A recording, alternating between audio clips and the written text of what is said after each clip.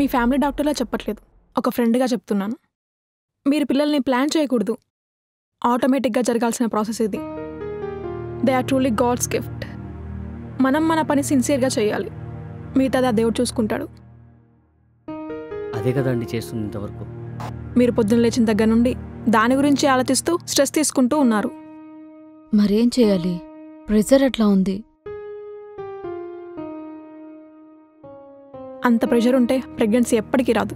ఫ్రీగా ఉండండి, దాని గురించి అస్సలు ఆలోచించకండి. అదే డాక్టర్ నేను కూడా తనకి ఎప్పుడు చెప్తా ఉంటుంది.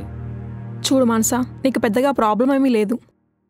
ఫస్ట్లో నీకు వీక్గా ఉండి మిస్క్యారేజెస్ అయ్యేవి, కానీ ఇప్పుడు చాలా స్ట్రాంగ్గా ఉన్నావు.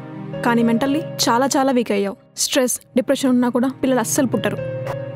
నన్ను అలా ఉండనివ్వట్లేదు. పిల్లలు లేరు లేరు అని పొడుచుకుని తినడానికి అందరు రెడీగా ఉంటున్నారు.